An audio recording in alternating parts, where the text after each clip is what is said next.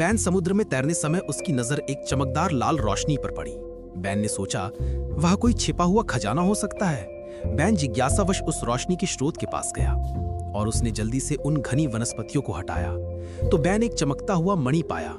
परंतु अजीब बात यह थी कि उस मणि के ऊपर एक अंडा रखा हुआ था।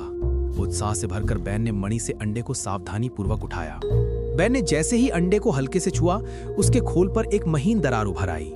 यह देखकर वह डर गया, लेकिन बैन की हैरानी तब बढ़ी जब उस अंडे से एक कछुआ बाहर निकला। कछुआ देखने में इतना आकर्षक लगता है कि बैन इसे छोड़ना नहीं चाहता था, क्योंकि यह एक सामान्य कछुआ नहीं था। इस कछुए में कोई रहस्यमयी जादुई शक्ति थी और उसकी चमक को देखकर बैन का डर तुरंत दूर हो गया।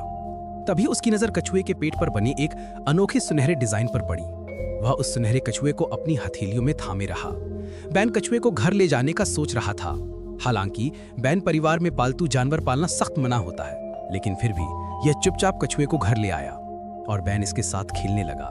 कब रात बीत गई बैन पता ही नहीं चला। सुबह जब बैन जागा तो उसने देखा कि कछुआ सिकुड़कर हथेली के आकार का हो गया था।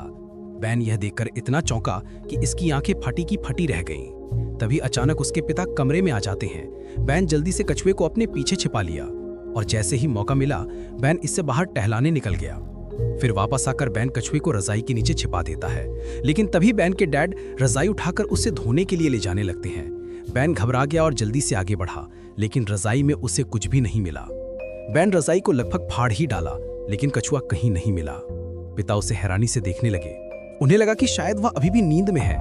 दोस्तों, क्या आप सब जानना चाहते हैं कि आखिर कछुआ कहाँ गया? इसके लिए आपको चैनल को सब्सक्राइब करना होगा नेक्स्ट पार्ट के लिए।